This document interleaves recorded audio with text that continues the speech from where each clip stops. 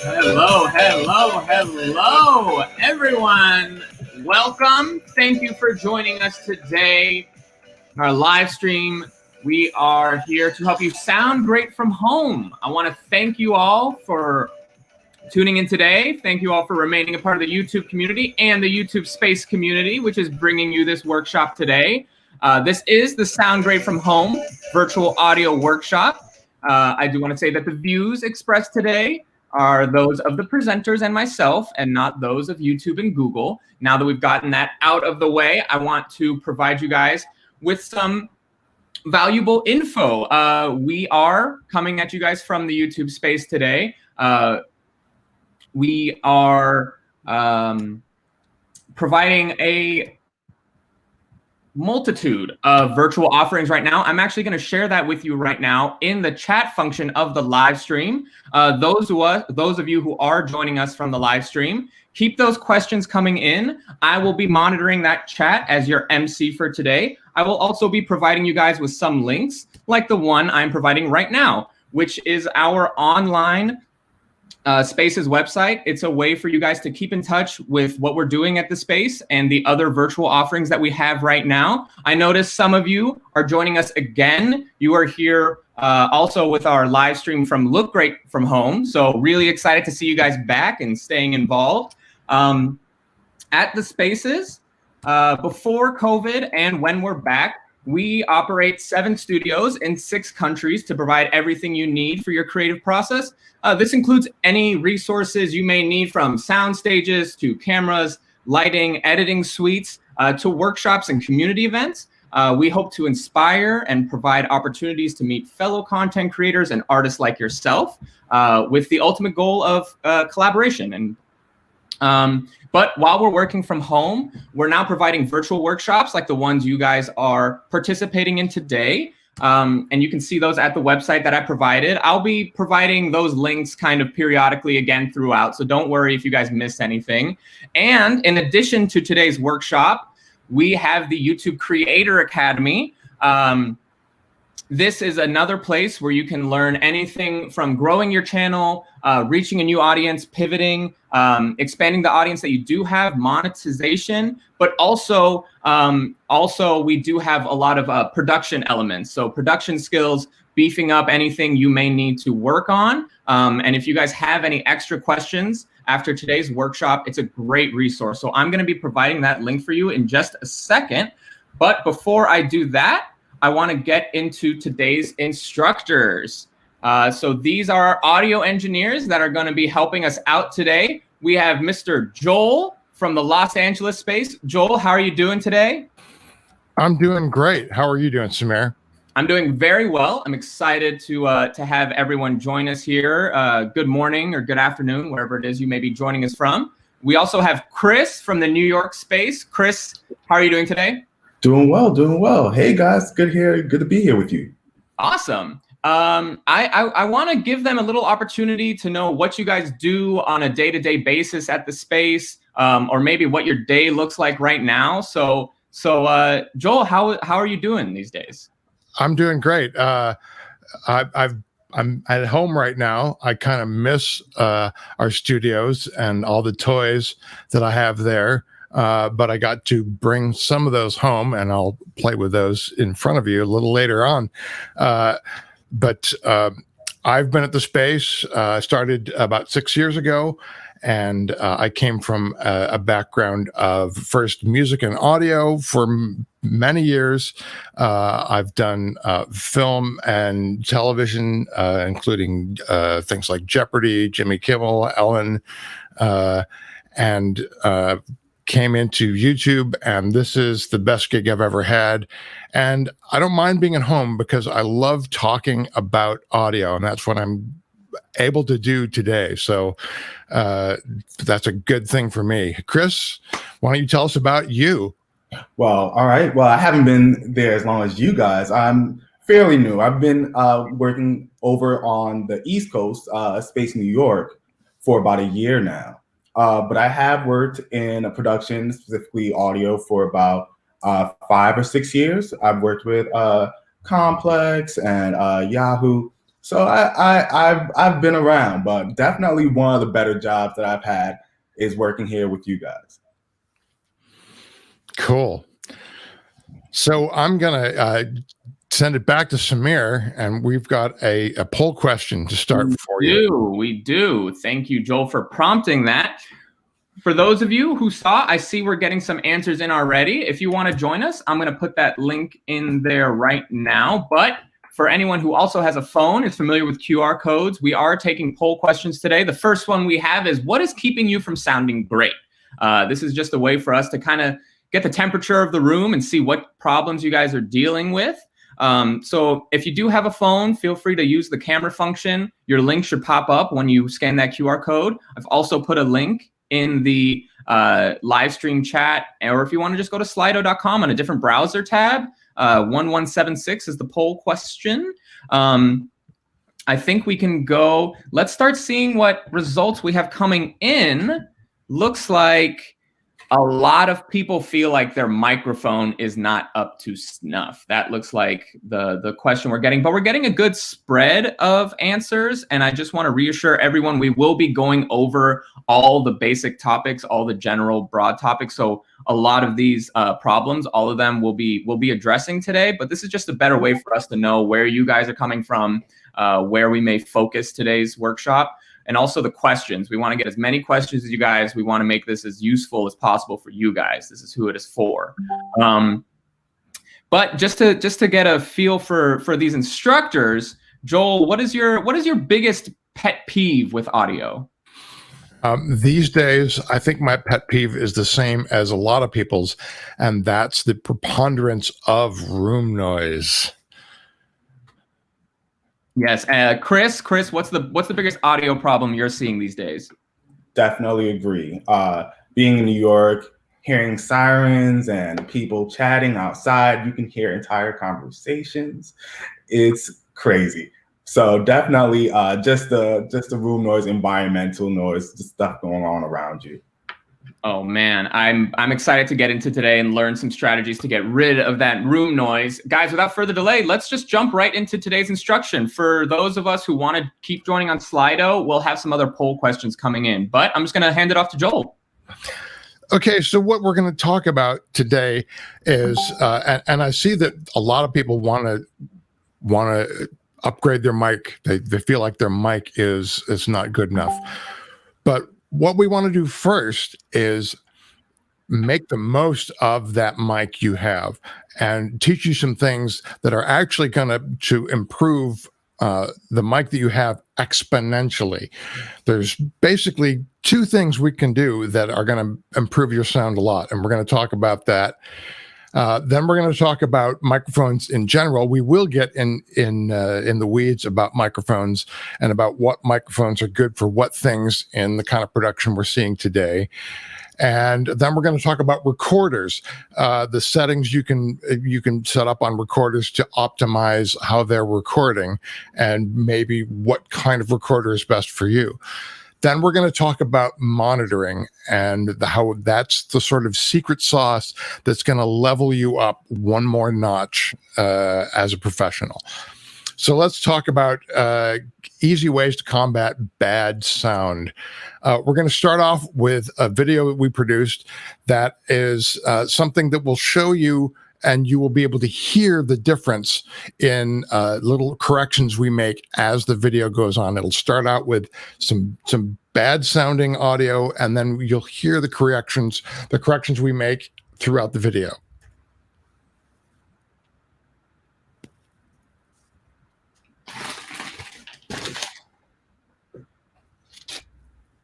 Things sound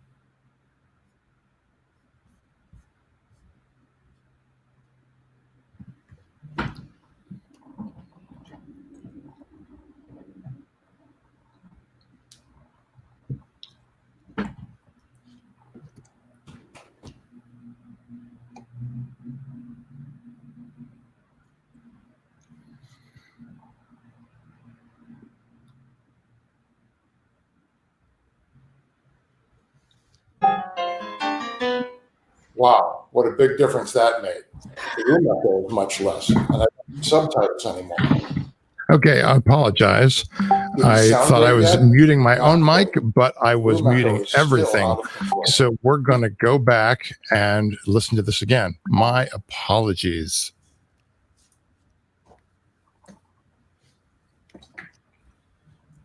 Things sound pretty good right now, but this was not always the case.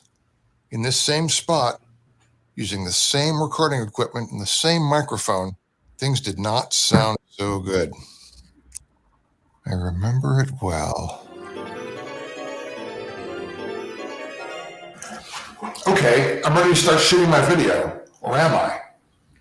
The sound is pretty bad. We better start fixing things if we want anyone to take us seriously. The sound is distorted. This is because the recording levels are set too high. Let's fix both these things by setting levels so my voice is bouncing around minus 18 dB. Green LEDs, no red ones. Better. Okay, maybe just a little bit better. Maybe it's because the mic is backed by the camera, and the power of my voice bouncing off the walls is almost as loud as my voice itself. Let's bring the mic in closer and see what happens. Wow, what a big difference that made. The room echo is much less, and I don't need subtitles anymore. Do we sound great yet? Not quite. The room echo is still out of control. Even though I'm not in an acoustically designed space, there's a lot of things I can do with just what I have lying around to improve things. But let's add some stuff back and see what happens. That made a difference, didn't it? It was not only visually boring in this room, it sounded terrible. Now I've returned all the furniture and knickknacks I've removed to make my point, but I added back other things as well, because even what sounds like a normal room to our ears still sounds kind of echoey to a microphone. I tried to cover everywhere there was a hard, flat surface with every soft, plush object I could find. Turns out there's an actual use for throw pillows. So we're done, right? Wait, what's all that noise? Have a listen. Oh, it's been getting stuffy in here. In between takes, I turned on the ventilation system and I forgot to turn it off. Let's do that now. Now we sound good, even very good, but we don't sound great yet. What you're hearing is just raw production sound. We're not talking about post-production today, but it's worth mentioning that the final sheen of great sound comes during editing. Now my voice is a bit more full, more present. We've added dynamic compression, a little bit of equalization, added just a touch of noise reduction to clean things up. Now I can make my video.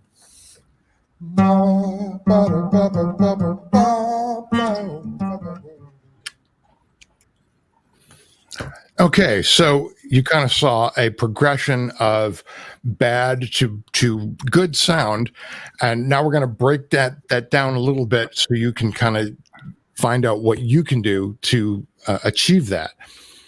So we're going to talk about three things. We're going to talk about distortion, distance from your microphone, and we're going to talk about three different types of noise. Now, when your viewers perceive your sound, when they hear your videos, they're going to assign you kind of a tier. We all have been raised with production, and even though we don't necessarily know audio, we know different levels of professionalism in what we hear, and especially what we hear. Think about the way that dogs react to sound. They react emotionally, and we're kind of the same way. We react emotionally. So how do dogs react? By barking. We react by clicking away when we hear something that offends us or that we just feel is not worthy of our time because it's not a great production. Distortion, even if it's just for a second, just for a little bit. In the video, I made things kind of over the top, distorted all the time. But even if we distort just when we get a little bit loud, we like laugh or yell or something like that, if they hear distortion, they're going to realize they're going to assign your video a tier of lower production because everyone knows what commercials sound like, what games sound like, and what homemade videos sound like. So this is your opportunity to get into that realm of commercials and games and movies and television, to have people give you that kind of credibility. And distortion is sort of the most obvious way of people knowing that you're an amateur. So we don't want to be an amateur.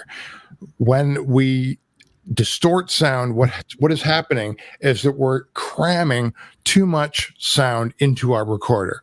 We're giving it more than it can take. You see this blue representation of a sound wave. It's going into the recorder. The recorder is of a certain size, and it just shaves off. It slices off bits of the wave that it can't take.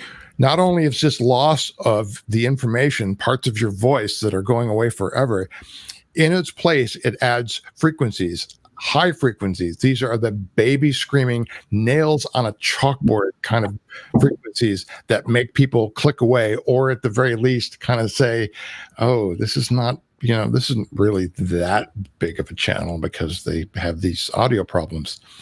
So we kind of mitigate the distortion by setting proper recording levels. And this is what we do when we first start recording. Our voices bounce up and down. You want to see your voice bouncing around minus 18 decibels. If you are fortunate enough to have a recording device that has meters that shows you this, minus 18 dB is about where you want to be. If you don't worry. There are other ways of getting good levels. If you have meters and don't see that 18 dB, it's about halfway. You want to see the meters bouncing back and forth or up and down about halfway. If you don't have those, a lot of times recording devices or interfaces will have a green LED that flashes when it sees signal and goes red when that signal clips or distorts. So what you want to do is give your loudest sound. And when you sound check, this is important, you want to sound check to what are called show energy. You want to have that, hey guys, energy when you do your sound check, not 1, 2, 3 test, because that's what you need to protect for. When you have louder sounds, coughs, laughs, yells, you want to make sure that those are no greater than minus 6 dB. That is the most you ever want any sound to be. So when levels are too high, they're going to distort. But when they're too low, they're going to have noise accompanied with them. And we'll talk about that in a bit. But you're sort of in between these, a rock and a hard place, the noise and the distortion. If anything, you want to be more conservative than not, but be aware that if you're too low, you're going to add noise to your sound. And we'll talk about that in a bit. But first, keeping your microphone close to your voice is probably the best advice I can give you for shooting at home.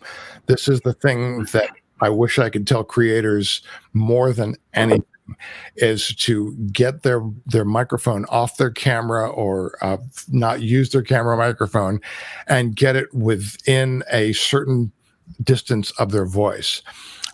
This is because your voice is going to sound better closer, but your room noise is going to decrease exponentially the closer you get it to your voice. So I want everyone to do something right now. I want you to take your elbow and kind of put it in front of your face. And this is silly, but this is exactly why you're going to remember this. Kind of wave your elbow around in front of your face. This is the maximum distance you want a microphone from your voice to sound good, and to sound good within the balance of your acoustically imperfect, probably, shooting space. Now, this involves maybe the fact that your microphone's on camera, maybe your mic is out of camera. If you can see some of this, my elbow is moving out of camera. So that's where we want to place that microphone. But it is important to move your microphone close to your voice.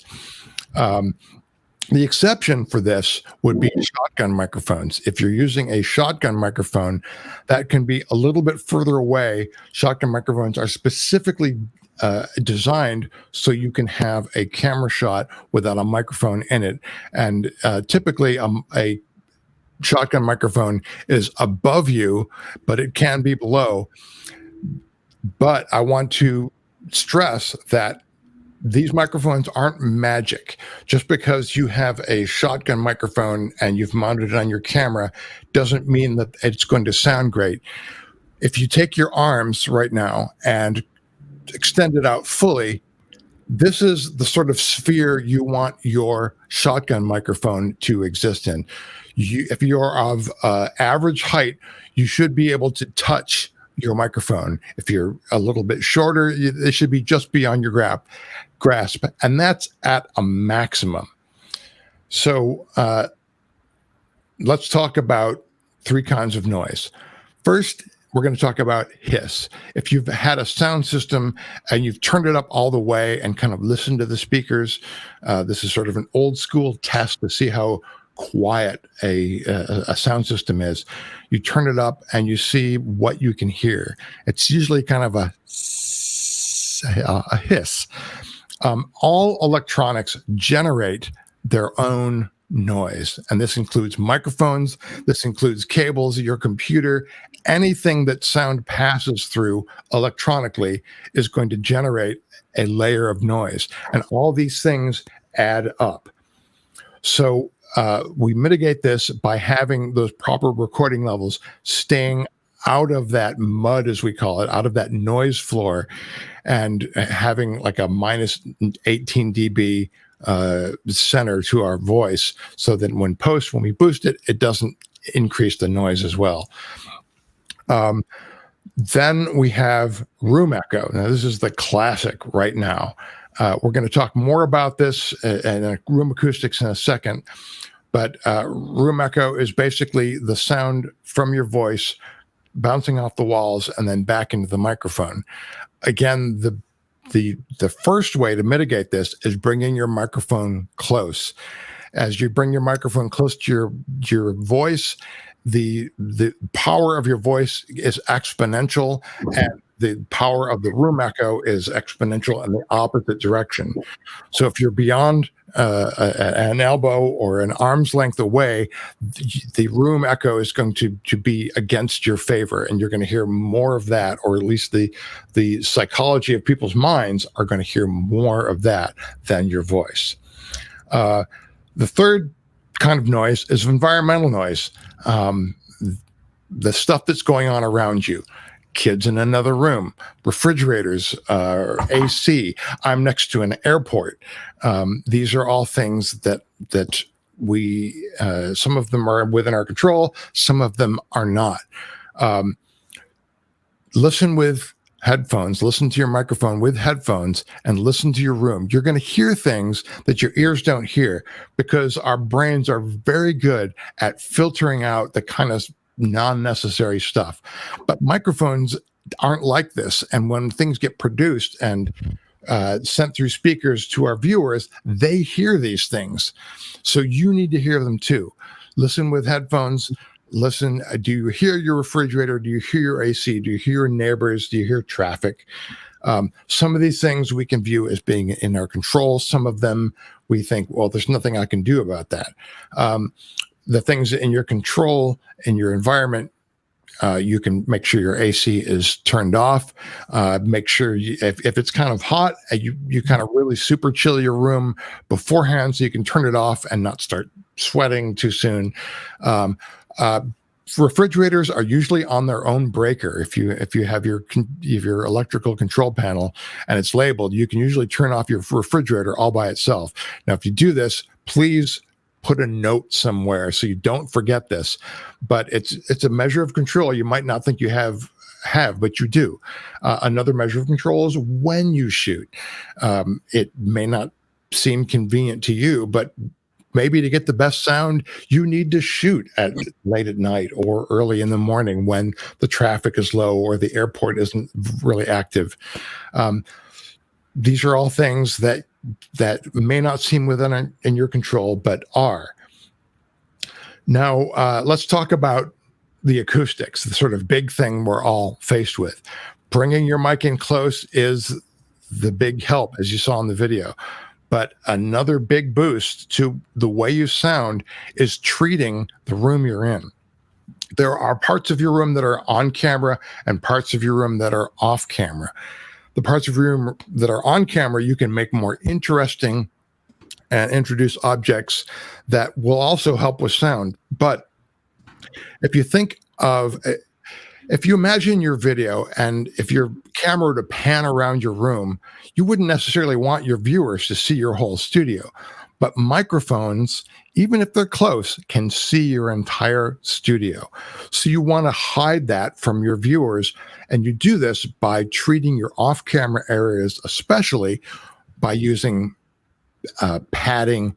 I think of it as a game. Your enemies are hard, flat surfaces.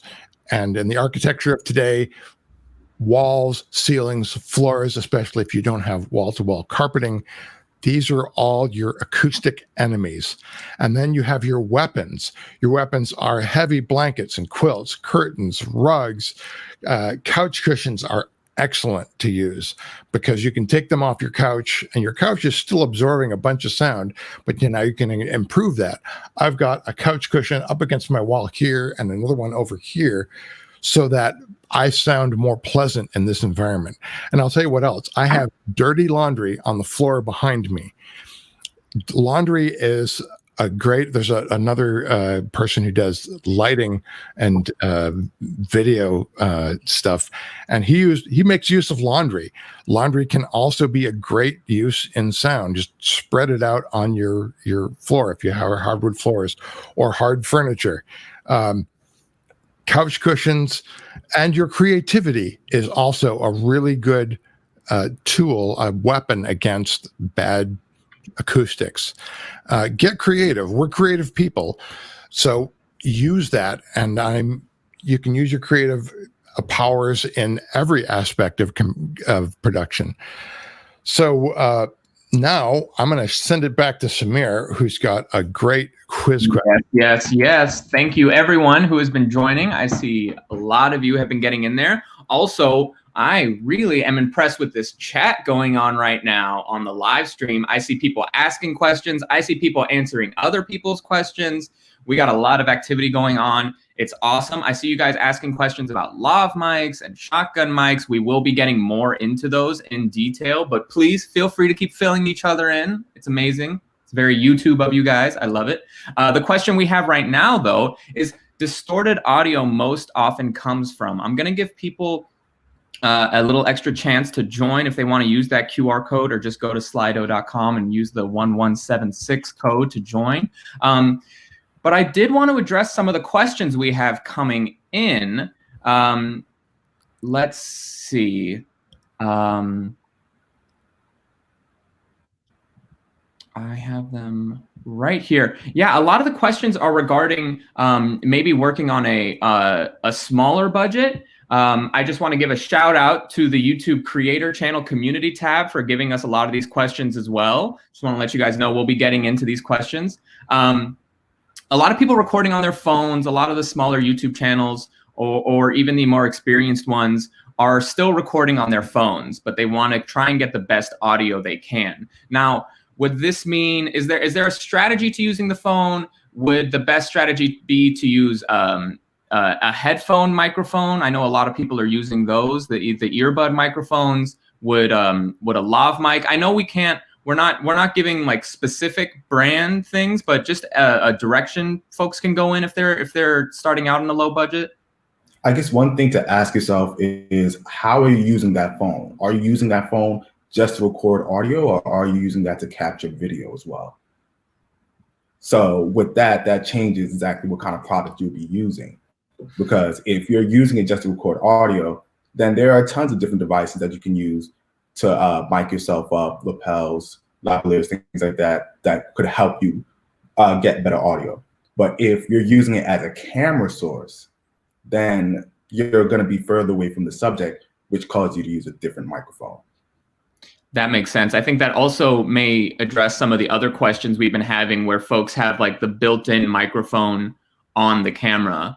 And I think if they're using that, if they want to use some of Joel's strategies of having a proper distance, I think that's just up to the creator of, what they want to prioritize in that case. And if they do want to have a certain shot and have a better audio quality, it may necessitate getting an external microphone.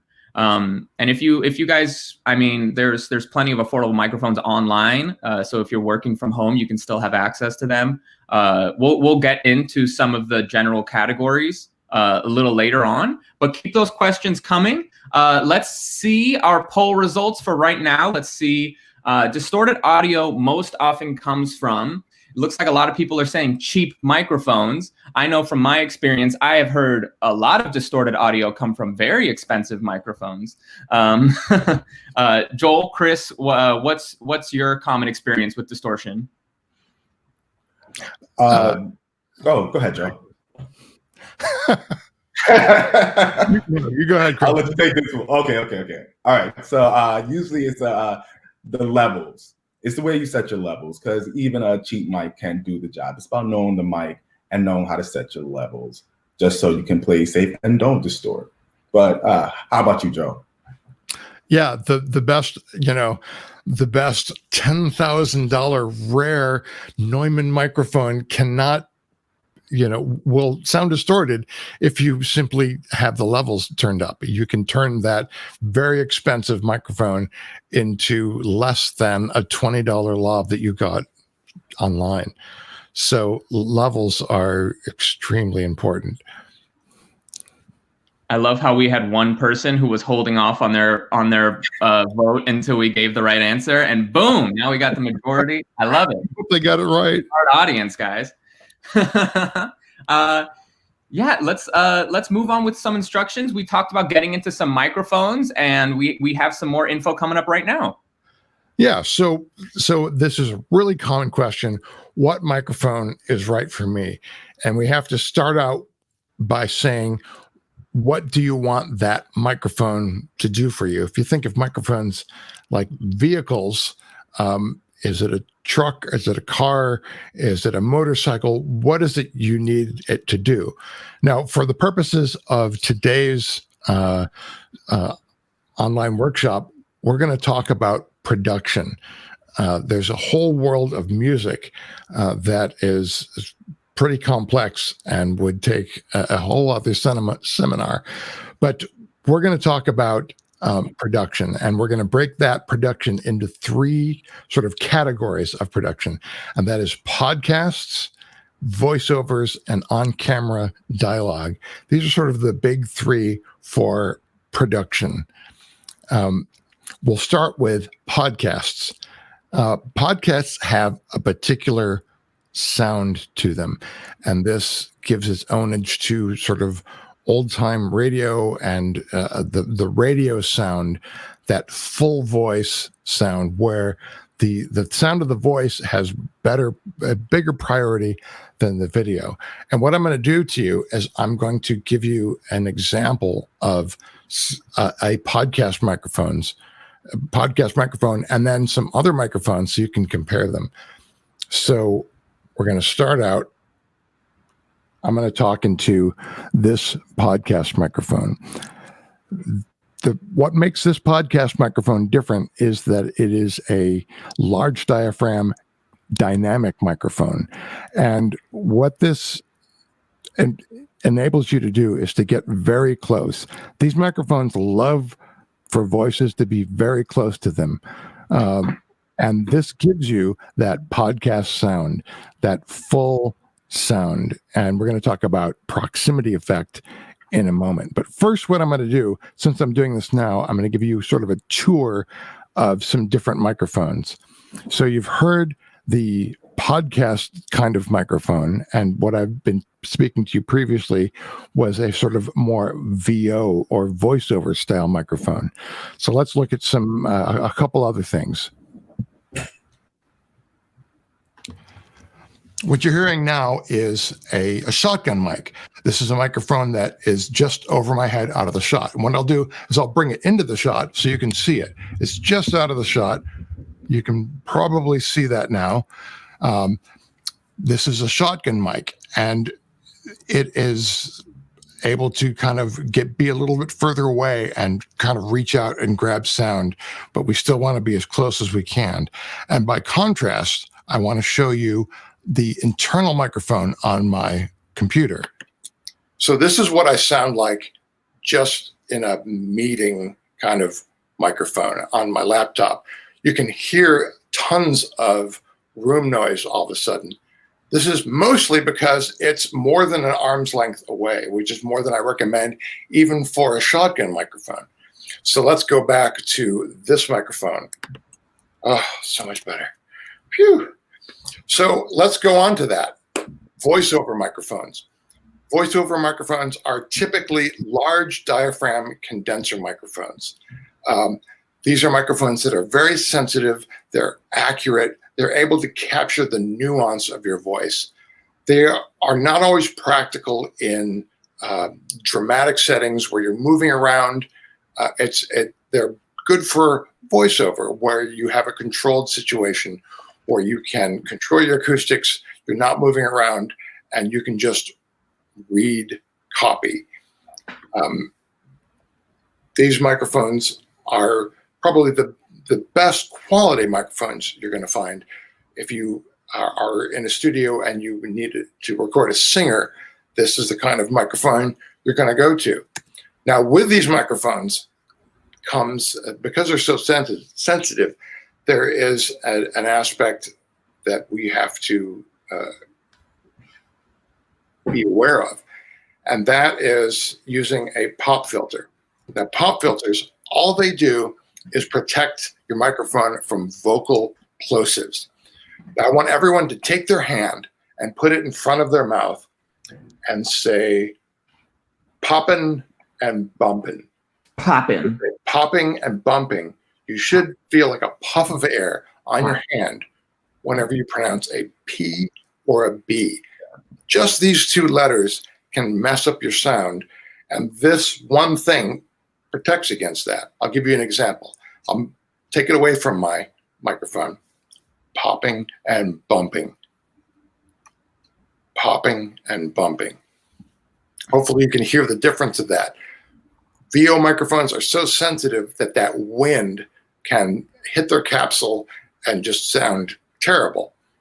So this is all that a pop filter protects against, but it's important. If you're using a microphone this sensitive and you are even once pronouncing a P or a B, this is what you need. So if you're on camera, you don't want to see the microphone. I'm showing you this microphone because this is an audio workshop and I want you to see it. But sometimes for your videos, you might not want to see your microphone.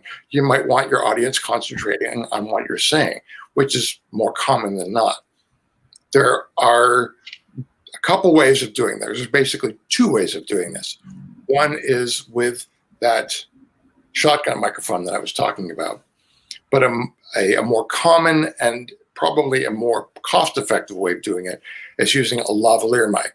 This is a mic that clips to your lapel or your collar, and you can use microphones. You can get microphones fairly cheaply that can plug into a phone.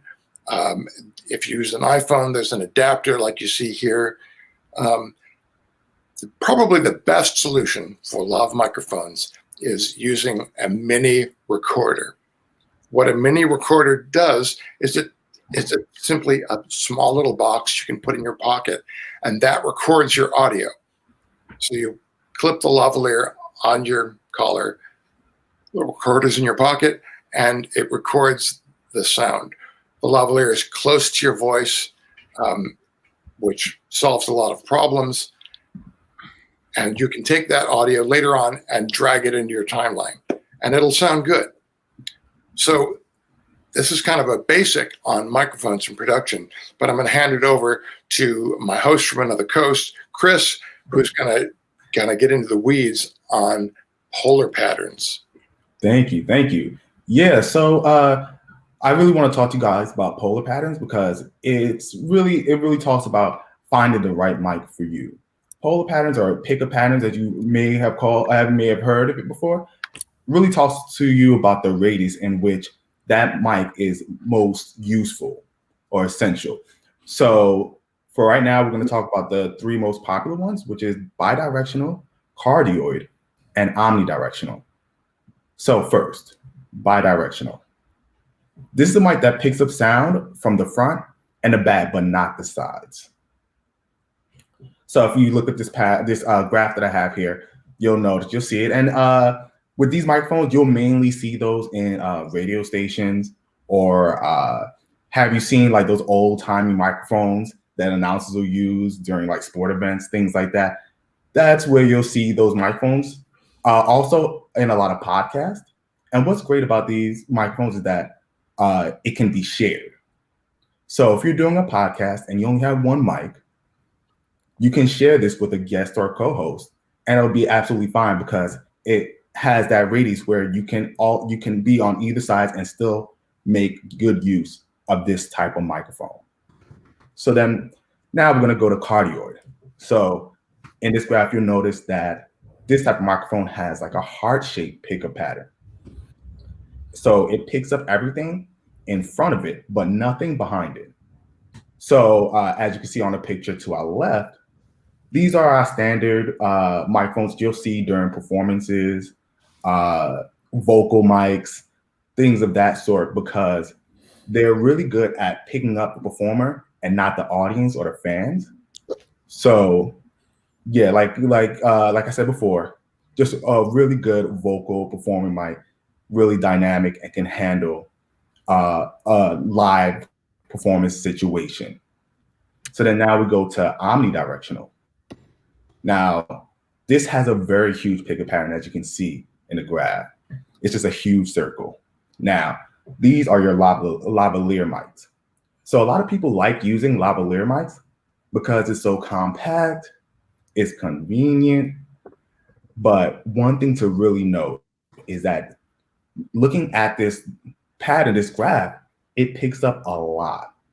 So when you're using these mics, you have to be in control of your environment, which means that you have to know that, like what Joel was saying previously, be in control of your environment. Know what time you're shooting, because these things can pick up anything from your refrigerator, outside noise, your AC, things like that. These things are very powerful and very sensitive. Most commonly, you do see them in interviews like broadcast news, things like that. For the most part, me personally, I've tried to avoid using them in live situations because of if there's any sort of playback, these microphones tend to feedback because they're so sensitive. So now we're going to go to a figure of all the different polar patterns or pickup patterns that there are. So I already went across cardioid, bidirectional, and omni. So you'll also notice that there's a supercardioid and hypercardioid. These are all part of the cardioid family. One thing to note, I know that you see they have a pickup pattern that is also behind the microphone. It still has that heart shape, but it has a pickup pattern behind it. These type of microphones are considered a little more directional because the sides aren't as sensitive. So you'll see these type of microphones during performances.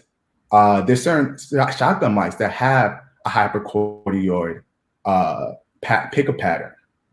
But then also to mention shotguns, because I know there was also a question about that. So shotgun mics also considered low bar mics or unidirectional. As you can see, they are even though they have a lot of circles and it seems like it can pick up a lot, these things are really meant to pick up exactly what is pointed at. So these things are very directional and are most commonly used outside because they're so good at picking up specific noises and specific sounds. So, all right, there you go. That is my lesson on polar and pickup patterns. And I'll pass it back to Joe. Thanks. I'm going to actually redo the pop filter demo because it was pointed out to me. I've kind of have a lot of tech going on here, and I did not have this particular microphone selected when I did the pop, so it was useless. So let's just do it again very quickly. Joel, you got too many microphones. You need more elbows. No. So I'm going to say pumping and bumping. Now you can hear that. Almost like magic, pumping and bumping. It's gone. Okay, so moving on. Recorder settings made easy. Once you've kind of moved beyond your iPhone, and if you want to get into your camera or use a standalone field recorder, there's going to be some settings that you need to know. And these can be kind of cryptic at first, all these things you need, and you want to kind of just go with the defaults. But I'm going to sort of take you through quickly what settings you should have for your recorder or camera. You want to format your media to begin with. You want a clean slate. You don't want files that you had from an earlier shoot to worry about, to wonder whether you need or not to drag over. Just start with a clean slate. And you want to make sure that that stuff's backed up, of course, not just dragged into your laptop, but backed up on a separate hard drive. Your file format, you want that to be WAV or PCM. This is an uncompressed WAV, like audio format, sort of the antithesis of an MP3. It's a little bit more in the file size, but relative to video, it's still very small. So you just want a WAV file or uncompressed format. You want your phantom voltage to be on. This is if you have a condenser microphone, which chances are you do in production. The exception would be a microphone like this that is a dynamic microphone. Check your microphone literature to see if you need phantom power. Now, if you have a USB microphone, this is entirely different. The USB bus powers your microphone. That's all taken care of for you.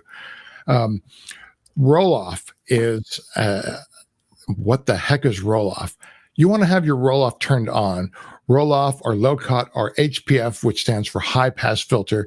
This is a filter that gets rid of rumble. Rumble is the stuff that goes on outside your house or apartment. It's people walking around the floor. It's the handling of your microphone stands, that low frequencies that don't have anything to do with production, don't have anything to do with your voice, unless you're a super bass. You want to get rid of that right away so you don't have to worry about it for the rest of your production. This is a common practice to have low cut or roll off turned on. Automatic level control. It's a function that kind of controls your levels. You can control your levels. You've learned how. Be a professional. Don't use it. Compression. Also, it's a more musical form of automatic level control, unless you're recording music, and even in very limited situations do you want to record to that kind of thing.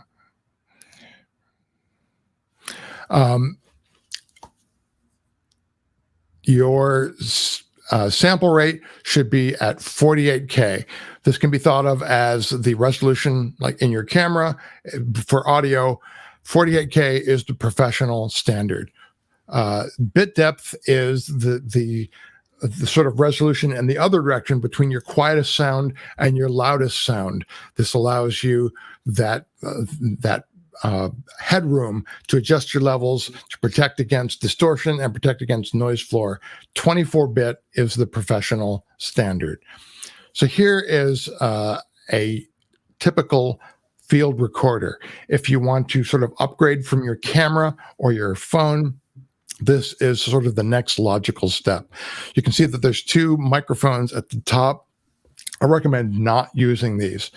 What you want to do is get a reasonably good microphone that has an XLR connector. This is sort of the standard for regular microphones that can plug in. These recorders have all the settings we just talked about, and they sound as good as anything for our purposes. They have all the resolution and the standards that you need, and they're relatively moderately priced, and kind of like the next step. This is sort of your next step up from an iPhone.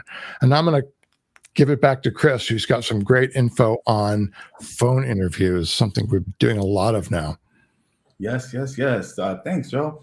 So I know that, like what Joe said, we're doing a lot of phone interviews now. We're at home. We want to talk to people remotely. So I thought it would be best if I just added a little equipment list for a simple phone interview. So here we go. We got a laptop or phone. We have a TRS 1/4 inch to an 1/8 inch, which if you look to the right, that is the type of cable that I'm talking about. So you have the 1/4 inch and an 1/8 inch. The 1/4 inch is just it's a jack that's a little bigger. And the 1/8 inch is basically your standard 3.5 millimeter headphone jack that you see on any phone or computer. Then you have the recorder. When I say recorder, I'm talking about something like what Joel previously was talking about, something like that, because it gives you more control over the audio that you're gonna be producing, that you're gonna put into post. So when you're talking to that person, it gives you level control. It gives you ways to sort of EQ it and give your audio a little more balance. And then I also say headphones. Headphones are so important. I say you should use over-the-ear headphones, but if not, then of course in-ear headphones work, just because you want to be able to really isolate all the sounds around you and pay attention to the audio that you are recording. So now I'll go into some tips and tricks, which really just goes back into what Joel was saying in the beginning about noise and understanding environment. We're gonna keep throwing this at you because it's so important during this time. So yeah, understanding your environment, so important. Just knowing what's going on around you, listening, being understanding. Sound check with your guest. Even if it's just a quick 5-minute test before you guys actually record, do a sound check. Actually, I would recommend even recording during the sound check, just so you can then listen to that pre-recording to know exactly what it's going to sound like out of your recorder. Sound check with your guest is so important. Now, so if possible, ask your guest to record as well. It's just one of those kind of safety options. So if they are able to record using any sort of note app, you can use, every laptop and phone has like some sort of note app or recorder app where you can record conversations. It just gives you that safety, just in case the internet connection goes out, or just your audio gets a little wonky, something just failed. They have something to send to you, so you don't lose all of your audio. And then I feel like both hosts and guests should have headphones. In-ear, or over the ear, whatever you have will be better, would work. But I do suggest that the host should have over the ear headphones. And I know that Joe will go more into it later on. But before we go, I just want to give you a quick trick that I've learned throughout the years. So if you're only recording audio, you can always use what I call the blanket method for cleaner audio. Now, this is not a fail-safe, but it is something, and it's going to sound crazy when I say it, but if you grab your heaviest blanket and put it over you and talking to the mic, you're actually creating a little bit of a soundproof area around you, because that your voice is not bouncing around. It's not bouncing around walls. It's hitting the blanket and not coming back and hitting your mic. So it's a good way to try to get cleaner audio and avoid that echoing and all the noise that Joe was talking about within our first segment. So I know it sounds crazy. I know, like, am I going to tell a guest this? I mean, maybe. But get in the closet, dude. It's a great trick. All right, So we got our next quiz question coming at you guys. We're running a little bit short on time, so I want to kind of breeze through this a little bit, just because I know the questions you guys have is what's most important. So let's just quickly, what is the best way to fix audio in post-production? Let's take a look at our possible answers and where people are coming in at. We got a lot of equalization, which does make sense. That is a part of post-production, but I think the principles we're trying to get across to you guys today, and this might seem like a little bit of a trick question, but let's see. And we are recommending monitoring during production. I know you guys are saying, you know, you can't afford a nicer mic, and a lot of people sometimes may rely a little bit on post-production. Post-production, a lot of times, is not free. It can end up being more expensive. It can end up being very time-consuming as well. Actually, Joel, can you do me a favor? And can we go back to your recorder settings? We had a lot of people who were interested in that, and I want to give them a chance to just take a quick picture of that, because a lot of people maybe those are just specific settings that they'll be using, so it's nice to have on hand. And a lot of people were saying maybe they haven't gotten into using. I actually meant to mention taking a screenshot of this. Please. This is just kind of good info that you can keep for later and refer to. Great. I'm going to leave on this for a second. But yeah, talking about the quiz question, the best and all of the options, it was a trick question. All of the options will improve post-production sound, will improve your upload. But the best way to get good sound in post-production is a good, solid record in production, using all the things we talked about, keeping your mic close, treating your room, getting good levels. These things will all make post-production much easier and a better result. Exactly. Let's just quickly get through the next section. We'll be talking a little bit about more about monitoring. Yes. So we want to talk about monitoring. It is one of these things that is not very well. It's not often thought of, but your consumer headphones. I'm assuming that there's a lot of people who are just using the headphones that they use to listen to music for editing their videos and monitoring their records. These headphones are designed to lie to you. That's just the reality of it. They are made to sell better than the other headphones. They're made to sound better than the other headphones. They're made to sound pleasant and pretty. What you need is the raw, naked truth. And this is a different kind of piece of hardware. It's designed to show you what your videos really sound like. So you need to look for headphones. And I'm kind of assuming that most people are doing their work in headphones. There are monitoring speakers, but we're going to kind of limit it to headphones today. You want to look for professional monitoring headphones. And the conception is that you're going to have to pay more for these kind of headphones. This is not the case.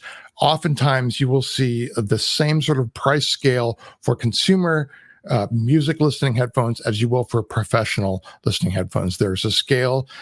It starts at about $100. If you spend $100 for what is labeled as professional monitoring headphones, they will give you the truth about what you're hearing. So we're going to go on to a slide that has a bunch of wisdom that Chris and I have accumulated, some tips and tricks. Take a screen grab of this. Yeah. There's some wisdom here. Many Bothans have died to bring you this information. Yeah. For those of you who are in a rush, please feel free to take a screenshot of this and you can read it over in a second. I know that we're running up against the time. We'll stay a little later to answer any lingering questions. I know we just went over a lot, so if anything that just popped up, we'll try and get towards it. But for now, I just want to kind of close out, send you guys some more resources from us. For those of you who do have to leave, since we are running up on time, I want to just thank you again for joining us today, joining us on YouTube for the live stream. I want to thank the YouTube creator page. We do have a quick survey I want to share with you guys. If we want to just go to that last slide, we have a QR code. You guys can let us know what you thought about today's workshop. There's also a little URL that you guys can type in. I'm also just going to provide a link in the live stream chat right now. So please take some time, if you have the opportunity, to let us know what you guys thought about today's workshop. And we would love to get that feedback to know how we can improve on these live streams as we're going forward. And with that being said, I'll put that link in the chat and we'll go back to this QR code, but we can go back to that tip page right now, just to give folks another opportunity to take a look at those tips and tricks. And then also, I have just a couple questions, lingering ones that I know were asked from the community tab, and we also have some from the live stream chat right now. Thank you guys for being so active in that chat, by the way. Filming outside is something. I know we talked a lot about treating an indoor space. I know a lot of people are filming at home in a smaller space right now. I'm in my apartment.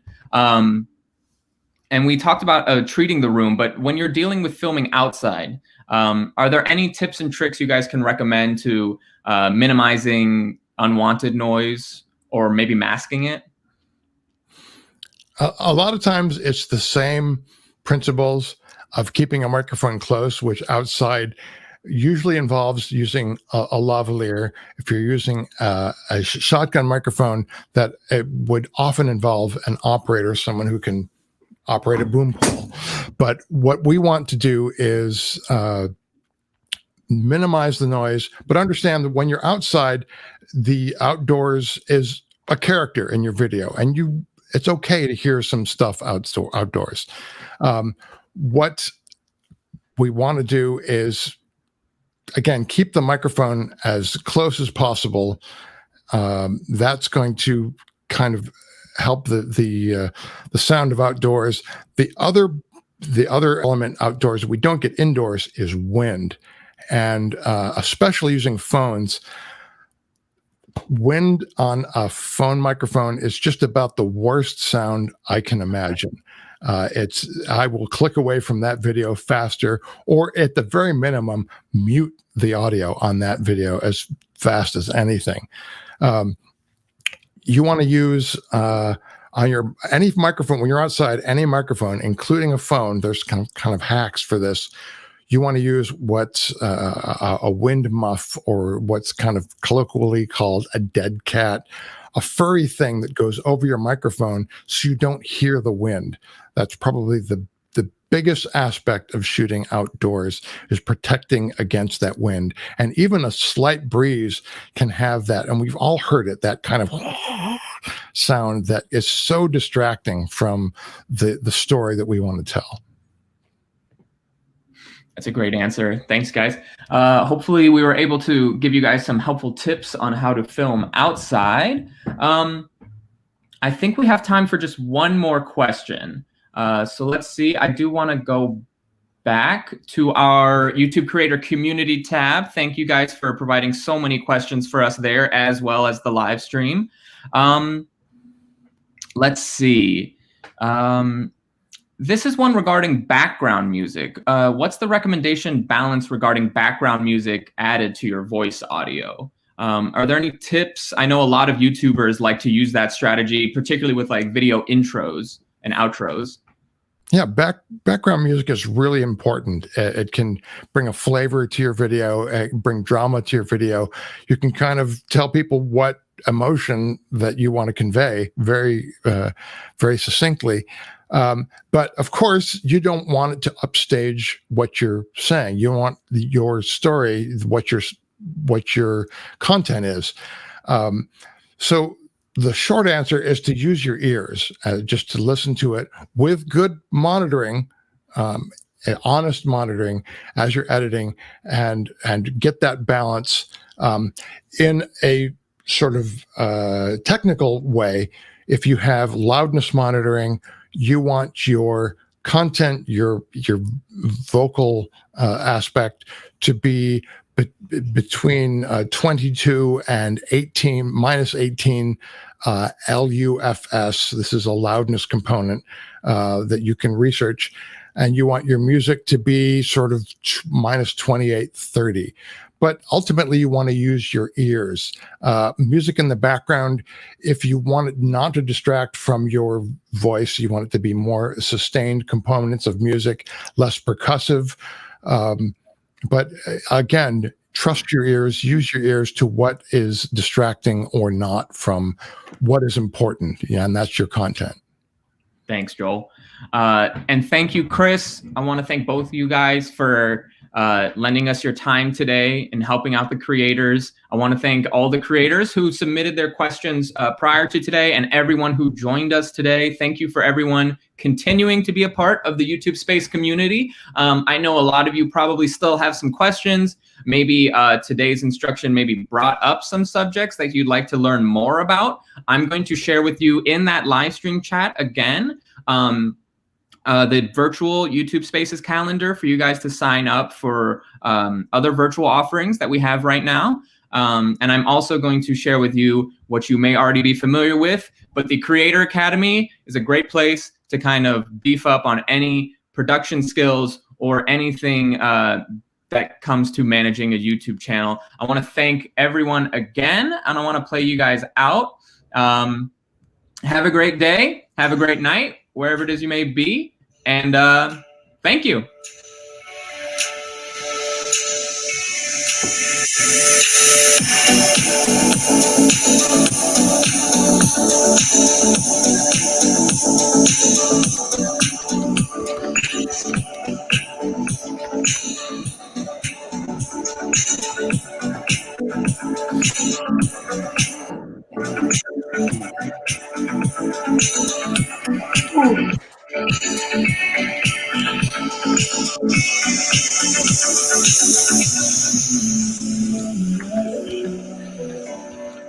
Memories die out too hard. We were traveling lost in our minds, just to find the loudest tears. We set out light a fire, no, we couldn't hide.